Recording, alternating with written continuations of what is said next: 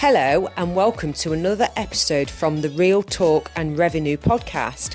We have myself, Francesca, the accountant, and we have Jordan, the therapist, and we bring real powerful conversations around building revenue, building confidence, how the mindset works, all different discussions around to help others in business and in their personal life. So listen in, tune in, let us know what you think, ask questions along the way and we'll be sure to answer them. Enjoy. This is episode 88, I believe. God, creeping towards 90, I know. creeping towards 100. I can't see for sure what it is, but I think it is. And we're talking about being pessimistic. So Pessimistic. Pessimism. Yeah. That's what I was trying to say, pessimism. Yeah, we had Why is it bad? We had a look, didn't we, at like being negative last week and pessimism.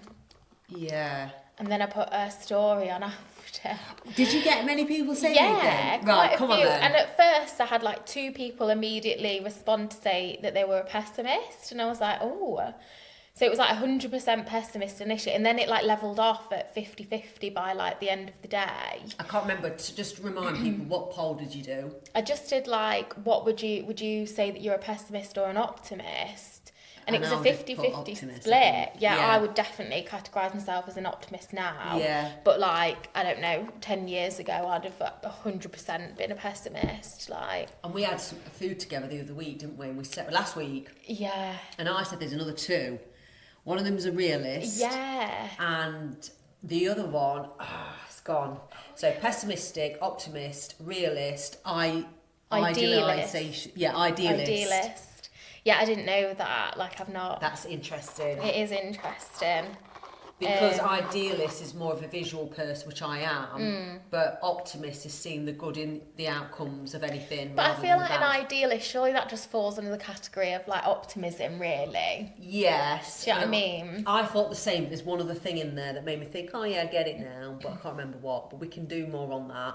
Yeah. It's really interesting. But the key staples are pessimistic, optimistic. The other 2 are just like softening around both of them, aren't they? Yeah, like what's your default setting? And is it, do you want to hire people so we can do this? And it's like, oh, what if we hire the wrong people rather than... Yeah.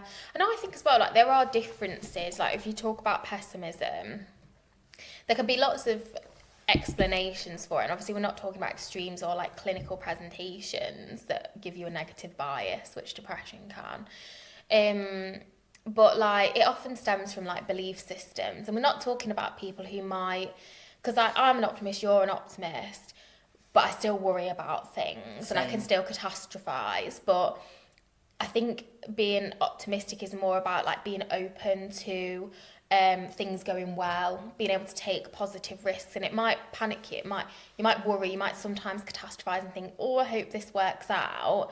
But you're not the person that's going, won't bother with that. No, I'm not doing that. Like that big, like always shutting things down. Do you know what I mean? So I think like, and sometimes, so again, it's not like, oh, you know, you're pessimistic if you worry about things or you get anxious or you have a bad day.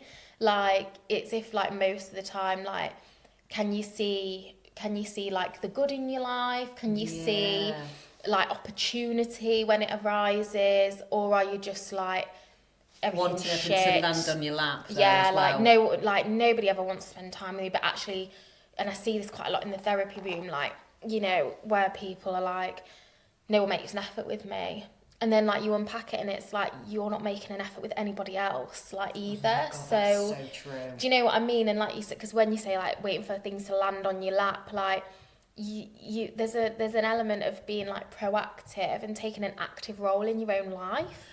There's so many people that wait for the door to open, wait for opportunity, moan but don't change it. Yeah. I also understand why they don't change it to a point. Yeah, of course. And it's such a shame that, like you say, you can be the creator of your own life. And it's interesting, why do we, not we, I feel like I have changed my life a lot, but I still have moments of this, like worrying about what others think every freaking time. We speak about this so much because it is such So a problem for everyone, really, in some capacity, I would say. Stop. And I think the part of the biggest problem is that like survival mechanisms, like ancient primal mechanisms in us, mean that in order to survive, like historically, we needed to fit in and be accepted by a group. Did you ever watch Chimp Empire on Netflix? No. It's really good. Chimp Empire. It's a really good documentary, and it is basically like they followed these like. Can I just jump in there? Because this is what I'm doing now. You've said chimp. Yeah. Already, my brain's gone to. I watched the Michael Jackson film, and he bought a little chimp as his little monkey friend. Oh, it was so cute. And Chimp Paradox was the book that changed my thinking. Yeah, the Chimp Paradox is a really good book, but basically a demonstration of this, like you still see it in the animal kingdom, of which like we are a part of and have been a part of in the past or whatever. But there's a chimp in one of the like tribes, packs, whatever you call them, in that show, Chimp Empire, that's following these two different rival groups that used to be one and split off. And there's obviously a hierarchy. Do you know what I mean? Yeah. And there's one chimp that they called like Gus, and he doesn't really fit in. Like he's obviously like just a bit different, and he's at risk of obviously being like outed. And you don't survive in the animal kingdom if you don't fit in and if you're not accepted by your pack and group. So modern day, our brains are hardwired for survival from like primal times, caveman times. And obviously as we've adapted in like contemporary society, like we still do have this longing and need to be accepted by our peers. And unfortunately now our peers can be global, on an online like level. Yeah. On a smaller scale, it might be in the workplace, it might be in a friendship group, it might be at school, it might be amongst a group of friends. Like we're hardwired to want to belong, like in order to survive. So that mechanism in us exists. So of course we do care about how we're received by other people. And that's everybody. Yeah, but now it's a social threat rather than an actual, if people don't like me, I'll die.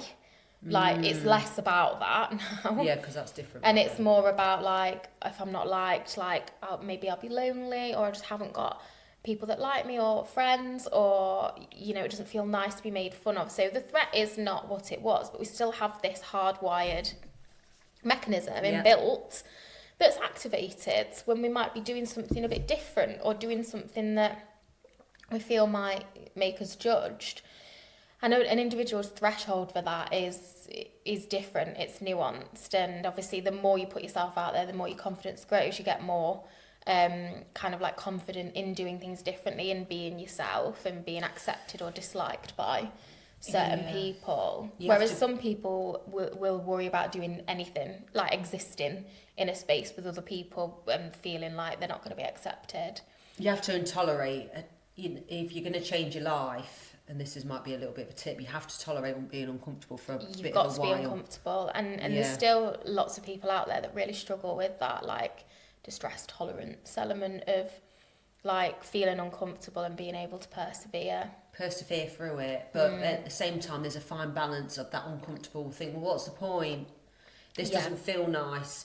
The point is the reward will come, and then you'll all of a sudden have a really good life from it. And I'll say it again, Go on. but that's where like values come in. Yeah. I always talk about values because it's so true, isn't it? Because if you can set goals that align with your values, like if you've got something that you want to achieve, because it's gonna put you in a more secure position financially, because it's gonna get you a position that excites you and means that you can add value in a workplace or like as a business person or whatever it is, then that's going to carry you through those uncomfortable times. If you haven't got, like, if you don't know why you're doing it, people say like, know your why. If you don't know why you're doing it, it is going to be very, very difficult. But if there's a purpose, if you know why you're putting yourself through something difficult, it's much easier to be like, this is hard, but I'm doing it for a reason here and I know why I'm doing it. So, for example, much easier. I can only go off what I've done. You've done loads of things. But I didn't know my why at first. Well, I thought I didn't. No, but even when you were like learning to swim, like let's just take a very why day-to-day. did I do that? Because you wanted to learn how to swim. You wanted to be able to swim, didn't you? And feel confident or comfortable in the water. Just to give a backstory, I learned to swim in 2019 after a new client at the time challenged me to doing a tough mudder. I'd never ever thought I'd do a tough mudder. One, I said to him, was there going to be water? And he was like, no, loads of mud. Signed up. I said, go on then. Signed up, looked after, and there was quite a few water parts, and I thought, no, I'm going to do this. Yeah. Which led me in, that's my why, to learning to swim. Yeah. But the bigger why was learning something new as an adult. Yeah. And realising that it's actually harder to learn as an adult. It's really difficult. And I spent, let me tell you, thousands on learning to swim over 2 years. Yeah. And during lockdown, we had a bit of a break. And a massive time investment as Time well. investment. What it showed me, though, was a lot for my business model as well, which Yeah. is so weird. But discipline, confidence from doing a challenge, thinking I never could do that. Yeah, Actually, self-belief. self-belief. Like, you can do hard things, even when you think, I don't know if I'm going to be able to do this. Like, you can. The amount of times I drove in the car on the way to my lesson, I was shaking in the car, thinking this is like almost torture. Like, why am I doing this? Why am I doing this? But then I thought, think about how you feel after it, which is always like another mini achievement. Yeah. I had a couple of bad swim days where I didn't feel as confident that day during it. Yeah. But then I thought, what if I felt more confident next week when I go back? Yeah. So I held on to that. Yeah. Then I'm like, what can I want to tell my kids that I learned to swim as an adult? I held on to that. Then I thought, so it's all those positive reinforcements that come from optimism. Yeah. So what would you say then in a quick, let's think of some points that we can go, how can we challenge your thinking to be more optimistic? So where could we start with that? And I'll just say it while I'm flowing. You will know yourself that your negative brain comes in, or pessimistic brain will go keep you safe. Yeah. So the first thing is catch yourself. It was literally about Is that what to say, you're yeah, gonna say? 100%. Where's school? Yeah. Oh, I love this. We're so aligned. Yeah, catch yourself. That's the first thing, noticing, observing that it's happening. If you don't know, that's it then. If somebody doesn't know, if they haven't got insight into it, like... Could you imagine someone telling you that though? You're always negative. If people are going to go... Voices you put on. I'm doing it again. I love it though. I love it. Because it cracks me up. Don't even know I'll do You're it. always negative. You're always negative. Yeah. If someone says to you, you're always negative, the first thing you're going to do is go, no, I'm not. Defensive. Yeah. And I can see why. You've got to discover it for yourself, but you've got to listen to feedback. Yeah. It's so uncomfortable. Yeah, Even ask for it. In fact, get some control and ask for feedback. You know when I can give feedback and nobody's asked for it, and then I'm like, oh shit, I've done it again. Yeah. But people that know me know it's from a good place. Yeah. And even if they become defensive, I know they'll sit on it. Yeah. Same with me, it fires back. But I also think sit on it and think, well, yeah, maybe I am, and challenge yourself a little bit on that. Yeah, yeah. So that's a good pointer. I don't know if anyone's listening to this that can come up. I'd love to hear other people's perspectives on their own lives. Yeah. I'm a big believer now that anything that people challenge us on will have a solution. I'm a big believer in that. Yeah, yeah, definitely. You can say anything to me and I'll give you a solution around it. I will. Yeah, even if you don't want it. Even if you don't want it, and I think most people want it. Most people act like they don't want it because, again, it's that fear, and I've probably done it in my 20s, of being called out under pressure. They're expecting me to. So I think a lot of what I'm learning about myself is people will avoid coming to me because... Maybe, but what I will say is there's a caveat to that, and obviously we're doing a little side quest here as we do, but I think sometimes we can give feedback. How we deliver it can make a difference sometimes. 100% non-learning. And you can learn to deliver things a bit more softly, but still to the point.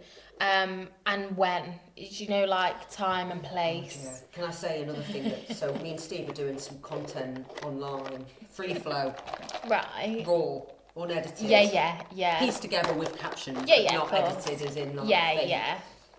And we did one on hustle culture. Oh, yeah. And I believe in hard working, and I believe people... Yeah, there's a fine line. But Steve comes on, Oh, God. talking about being blunt. People are just lazy nowadays, and they're never going to achieve. And you know what? There's an element that I completely get where he's coming from. But you're overgeneralising. You can't say people are lazy.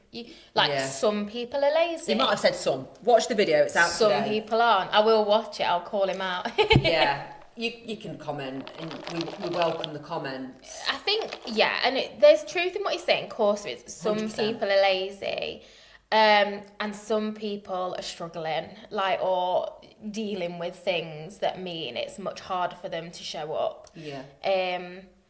And we've spoken about this in a previous episode, but not everybody's coming from the same baseline. Not everybody's starting from the same place. It's not an equal race, if you like. Yeah. The landscape at times. So yeah, I'm always going to challenge people that'll overgeneralise. Yeah, no, and I get that, but I understand where he's coming from, and it is. I think it's easy to come from that space, and I've said this before to you as well. When you've gotten to where you are, following a certain structure, you think that's the best way because that's the way you've done it, and you've had success from it.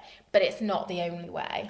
No, but I'd also like to hear, and we said this in the video, because I respect a lot of what Steve's saying there. Yeah, for sure. If someone come to me as a business owner and went, right, I want to get 10x sales, but I'm only going to work 9 till 3 every day, I'm like, oh, really? But then you saying that, I think that we're going on a side quest here, but there's a space for working hard, but working hard doesn't always equal hours at a desk, and we've spoken about this before. So it's how you're working and what you can achieve within those hours. And I think, there are certain pockets of the population, you might have working mums, mums that are working around school hours and holidays and this and that are achieving big things, but actually they might be quite time poor. Yeah. So it is definitely, isn't it? So it's nuanced, isn't it? It's individual. 100%. But anyway, what were we actually talking about? The first point is then self-awareness, so just catch yourself, reflect on how you talk mostly internally. Yeah. Is there anything else that sticks out that you think? Definitely catch yourself, and then I would say start to log some of your negative thoughts, because when you write them on paper they take a different form. And then the second thing I would be doing is challenging your own negative thoughts, and this is a very classic cognitive behavioural strategy. It's a cognitive strategy where you log in your negative thought and you are challenging it. You're asking yourself a few questions, there's a few questions in the log, but ultimately you're saying is there a different perspective I can take here? Is there a different way that I can view this that's more neutral or positive? So catch yourself, number one. Number two, write down your thoughts and challenge your thoughts. Challenge them. We have hundreds and thousands of thoughts every single day. Challenge them. They're not all facts. Challenge your own thinking. If you're the sort of person that if a friend goes, oh, I'm going to start up a dance class, just say you're already a dancer. Why would you do that? Why would you bother? Yeah. Really? Oh, you're not going to be able to do that because of you're never up early. What a waste of time. Yeah. You've got no coordination. Yeah. How awful. But people do, don't they? Because we'll have had comments like that made to us.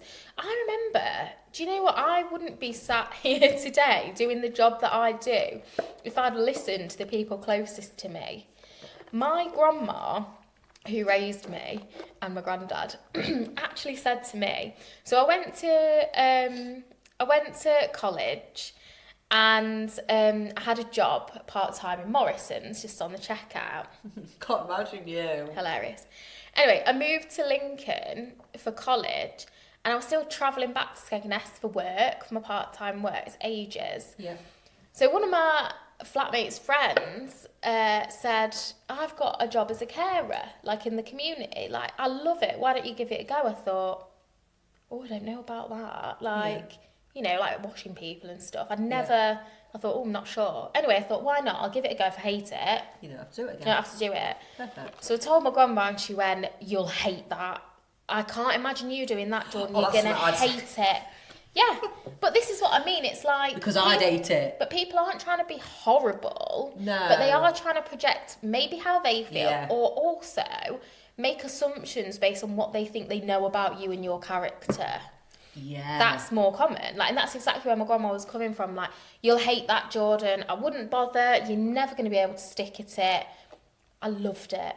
I absolutely loved it. I did it for like 2 years, and then it made me choose a career in nursing.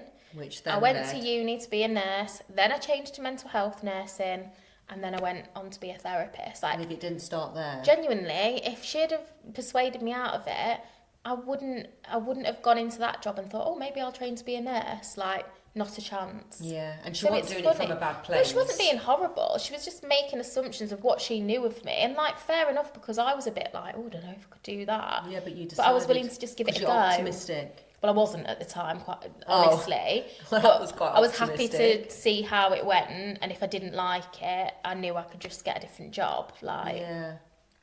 But anyway, yeah. Interesting, that is. It's fun. Like, don't let other people stop you from achieving your goals. Yeah, like, don't let them think that they know you any better than you know yourself either. Oh, it's hard to know yourself. It is hard to know yourself, but you can try things and you can get to know yourself. And you can change yourself. And you can change your mind on things. Yeah. Okay, so anyway. I like that. No, I like this conversation. Little story. Talking about positivity, I was in a space for the first couple of years of my business model where toxic positivity was highlighted around me a few times, and we'll talk about that in the next week's episode. Yeah. It's very important. Let me just give one third point. So, go on. Number 1, catch yourself. Number 2, challenge your own thoughts. Number 3, take action and do something differently. Because your thoughts will drive your behaviour. Do you know what I mean? So catch those negative thoughts, reframe them and think, right, if I believed this neutral or positive thought, what would I be doing differently? Yeah. Go and do it different. Give someone a compliment. Yeah. Apologise. I love that. Take responsibility. Seek somebody else's feedback. Like, ask for somebody else's opinion on something. Like, I don't know, just do something different. Get uncomfortable doing so, but it will change your life. Yeah. Anyway. That was really good, thank you. Right, see you next week. Yeah.